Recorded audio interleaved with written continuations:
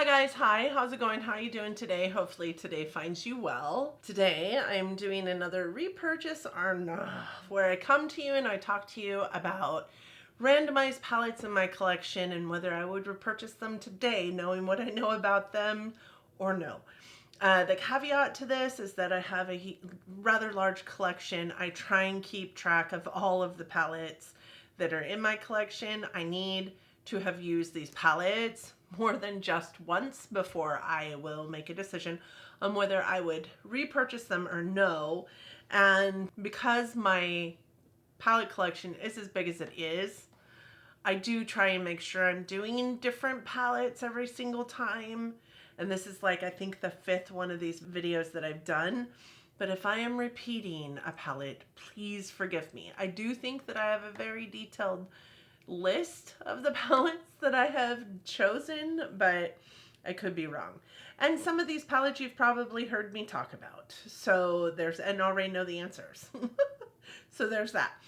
If that sounds like something you're interested in, I hope that you keep on watching. For those of you new here, hi, my name is Donna. I'm a lover of all things high and colorful beauty and self-care. I also work in the beauty industry as a field leader for Ulta. I get a lot of education in my position. I'd like to bring you that education, but ultimately I'm out here talking about makeup because I like to talk about makeup. And I'm assuming if you're here, you also like to talk about makeup or listening to people talk about makeup, and it's a fun time. It's a fun time here on this channel. So I hope that you find that, you know, it serves a purpose in your life and you'll want to stick around. But for now, let's just jump in. Let's talk about some palettes. I cannot get comfortable when I'm on my stool, my back hurts. When I'm in my chair, I'm too low.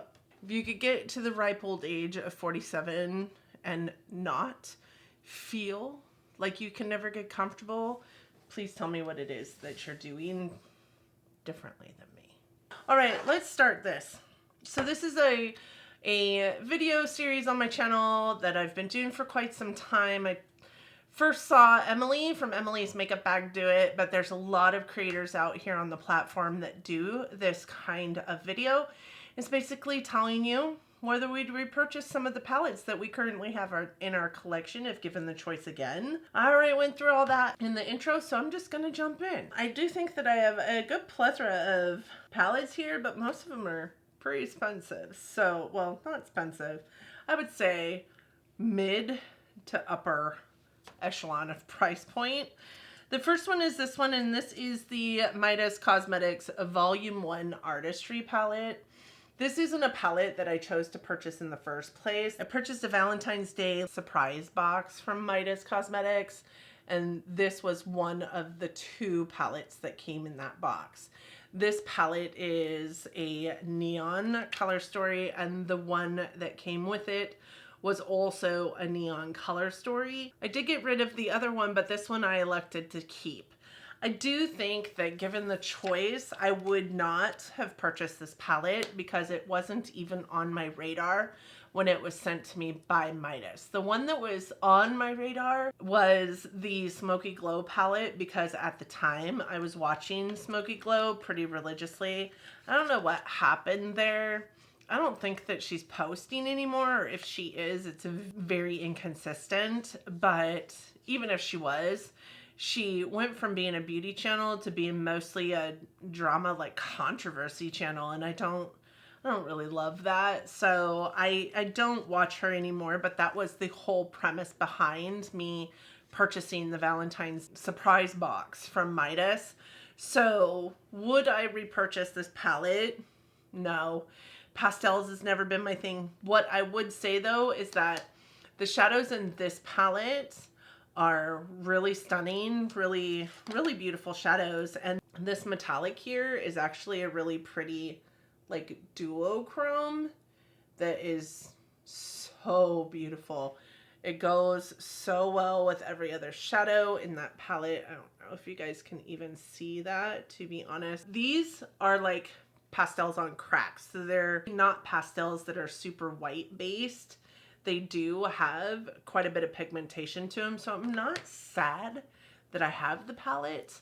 I just wouldn't purchase it. The one that I did declutter looked exactly like it, only they were more white based, and the like duochrome inside was more of like a gold versus a pink to gold kind of thought process, or a pink to purple to gold kind of thought process. I think there was like a light and a dark version. I kept the dark version, and I did declutter the light version. The next palette I have is this one. This is the Huda Obsessions Sapphire Obsessions palette. And this one, I gotta tell you, would be a straight up yes, just because it's the Sapphire Obsessions palette. So I am a September baby. My birthstone is Sapphire. But if I'm honest with you, this palette is not something that I ever pull for. I just don't wear this color story very often at all. I do love this shadow up here. So pretty, but it's definitely not as worthwhile as it could be. It does like fade rather quickly on an eye look. This is probably one of the better of the like emerald or the jewel gemstone obsessions palettes, in my humble opinion. I do have the ruby, the sapphire, the emerald. I have the amethyst. Is that it? Is that all she came out with? I really love this one, and I love the ruby one, but the emerald one, I think I did in a different one of these videos, and I would definitely get rid of that one or not purchase that one. This one I would purchase, but not because of the shadows, not because of the color story. It would be just by the sheer nostalgia of it. The next one I have is this one. This is the Complex Culture Party Edit palette. This is a palette that I did get in BoxyCharm. So again, not a palette that I purchased on its own. It was a palette that was sent in a box. And surprisingly enough, I do think that I would purchase this palette today if it were brought to my attention, because I know a lot about this palette in and of itself. It's a beautiful formula. It's actually a formula that shocked me quite a bit, because I don't know if anybody else is like me, but when I think of brands that are in beauty boxes, I think, except for the like the icon box from like Ipsy, where you know there was a curator and sometimes their brand showed up in that beauty box. But when you think of the brands that you typically see in beauty boxes, say like Luxie or Wander Beauty, Complex Culture is one of those for me, and I never thought twice about whether it was going to be good or no. I think I've decluttered so many items from Complex Culture just because it's a beauty box standard beauty brand. Then I tried a blush from them, a blush bronzer combo from them, and loved it. So when this came, I was like, oh, I'll hold on to it. Like, it's not really my cup of tea as far as color story goes at the time, but now I'm wearing a lot more neutral eye looks than I ever used to. But I love the formula of this product. It is so blendable, so smooth, very pigmented, doesn't fall out, no visible fading days and days later. Just kidding. Hours and hours after placing it on my lids. Like, this is a beautiful formula. And I love also that it's built in a way that there are, you know, looks. If you go straight down each row, that's an eye look, but you can also go straight across, and those are also eye looks. And it's fun. It's like, this is a dinner party, this is a cocktail party, this is a surprise party. But you don't have to manipulate it in that way, but you can. It's just easy. The ABH Prism palette. This palette I've actually talked about recently, and this would be a big fatty no for me. So this came at the height of my ABH fascination, and I picked it up for no other reason but because I had to. Because I had every other ABH palette, so I needed this one too. The color story wasn't something that I was drawn towards necessarily. There are some standout shades in here that I was drawn towards, but overall, like, this color story is not beautiful. This shade is horrible. It shows up on my finger really well. On my hand, it is like mediocre at best. It fades quicker than that one from the Sapphire palette does. There are some shades in here that I enjoy, but for the most part, this was an awful palette. I had somebody comment on in my comment section about this palette and how this palette broke their heart for ABH as well. It did mine also. But they also stated that they use this a lot for eyeliners. So smart. And I'm going to start using it as like a dip-in eyeliner kind of product as well, because that's the only way I see me getting any kind of use out of this product, because of the color story and because I know what I know about it and because it's just not something I'm interested in these days. This would be a no, I would not repurchase this. This was groundbreaking in its time. This is the Too Faced Chocolate Gold palette. I remember wanting this so dang bad. And it's all metallics except for these 4 shades over here, these 4 matte shades. And while I think that they were revolutionary for their time, and while I think that they were really pretty in their time, they're just not anymore. And I am also a person who loves a matte eye look, even if it's all matte. I only enjoy shimmers in one way, and that's on my eyelid and inner corner. I guess that's 2 ways. I even like a matte in my brow bone 9 times out of 10. I wouldn't repurchase this palette. Now, that's not to say that it's not decent. It is one of the only Too Faced palettes that continues to make it through declutter after declutter in my collection, but I wouldn't repurchase it. The Violet Voss Flamingo palette, you guys, I actually am a huge Violet Voss fan, and there's not a whole lot of people out here that are fans of Violet Voss, and I don't understand. Their shadows are really good, actually. Very pigmented, really, really nice. So this came out about the same time as like the Natasha Denona. What is the Natasha Denona one that has similar color story? It's the only Natasha Denona palette, large palette, that I don't have, and it makes me so sad every single time I see it. I did pick this one up as a quasi make me forget about the Natasha Denona palette moment, and it obviously didn't make me forget about the Natasha Denona palette, but that was back in the day when I wasn't purchasing Natasha Denona. She was way too expensive. I think that this was maybe even my first Violet Voss palette, and I love it. I think it's a beautiful formula. I love the color story in here. It's like pastel without being pastel, very beachy, very summer. I love to pull it out during the summertime. I think that the shimmers are really good. There is a slight bit of like fallout with them, but I'm really not sure if I'm getting fallout from this palette because it's old in my collection or because it's actually fallout from the shadows. But I love Violet Voss, and I do love this color story, and I would probably pick it up today. The next one I have is the Urban Decay Wired. This one was purchased because my very first colorful palette, the catalyst palette for this channel, is the Urban Decay Electric palette. And this was created with some of the Urban Decay Electric palette shadows and in the flavor, if you will, of the Urban Decay Electric palette, but with different colors in it. What I think was crazy about this palette is they actually are the only ones that I've ever seen like separate the for eye use shadows with the not for eye use shadows.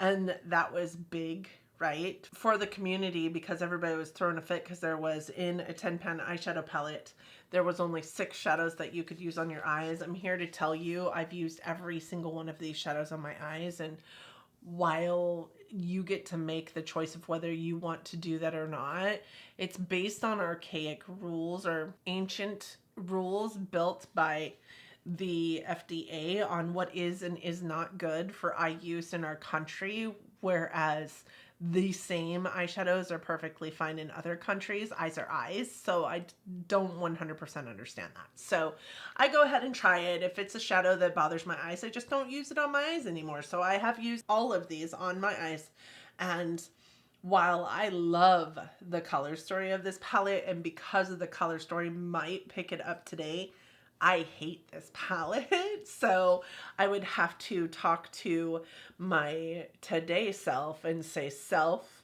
this palette really sucks. because this palette really sucks. And the next one I have is a good old Natasha Denona palette, and this is the Natasha Denona Circle Loco. If you know, you know, this is not my favorite Natasha Denona palette. However, I would repurchase it today. I would repurchase it today because of the color story of it and because I love Natasha Denona and Natasha Denona's formula. Even though I do not love this palette, I feel like it's a little bit chaotic and like unruly. I also feel like these are a very different breed of Natasha Denona eyeshadows that we do not see all the time. Most of this eyeshadow palette is a shimmer or kind of like a satin-esque or maybe a thicker shimmer formula. And that's what makes it hard to use. And when I picked it up, I do think that I was still in a place where it was really hard for me to figure out how to use Natasha Denona palettes. It wasn't the right time for me at that point in time to be picking up a palette like this. But I do love Natasha Denona's formula, so I would definitely pick this one up again. This is the Blend Bunny Dollhouse palette. This is actually a relatively new to me palette. I think I picked up like 3 or 4 palettes from Blend Bunny this year. This was a brand that I decided to try for the first time this year. And without even knowing about the palette itself, I would say, yes, this is a palette that I would pick up because I did just pick it up really less than 12 months ago. So obviously it's a palette that interests me, but what I will say specifically about these Blend Bunny Cosmetics eyeshadow palettes is that I love the presentation of them. Like this one has, you know, 7 rows across or 6 rows across. You could have 6 days and never have the same eye look twice because you could just go straight down the rows and utilize those 6 days. And there's a shimmer row up top and a shimmer row on bottom. So you could actually get 12 days out of this palette and never have the same eye look twice. I love that about Blend Bunny Cosmetics eyeshadow palette. Like just how they set them up for use. Their newest one is all kinds of jumbled up and it looks very interesting to me, but it's also not interesting to me because it's all jumbled up and not put into the gradient that this one is. There's only one shadow in this palette that I had an opportunity in use with. I think it's the purple shimmer on the bottom row I had an issue with. I don't 100% get along with the shimmers overall from the Blend Bunny brand, but I love the Blend Bunny mattes. The Glam Line Cake palette. As you can see, I kept it in its box because who wouldn't want to keep it in its box? So with this one, I have a hard time because it's such a big palette and an awkward palette and a weird palette. But I love Glam Line as a brand. I think that their shadows are really, really good. Really pigmented. Their shimmers are really, really pretty, really nice. Do not exacerbate any texture. I don't know how many times I'm going to say really in this video, but they don't exacerbate texture. They're just truly beautiful. The mattes are truly pigmented and really nice as well. I do think that if this came out today and it wasn't in my collection, I would absolutely purchase it or be interested in it. I think I would side-eye it. I might not purchase it. Because I'm not 100% purchasing these rainbow palettes anymore, whereas back in the day when I did purchase this, I was all about needing all the rainbow palettes. If I didn't have another rainbow palette in my collection, it would probably be purchased. Let's go there. I would definitely side-eye it. I would definitely hem and haw about it. I don't know if I would purchase it today just because of the color story. But if it was about knowing what I know now and loving those colors, yes, I would purchase it again. So I actually feel like this set of varied eyeshadow palettes, we did pretty good. Like I have 5.5. We're gonna call Glam Line Cake a half. I would purchase Glam Line Cake. Let's just get that out there. So we're gonna call it 6. We're gonna call it 6 palettes that I would repurchase today, and only 4 that I wouldn't. One of them I didn't even purchase in the first place. It came to me in a surprise box. This one, I think I knew better when I purchased this one.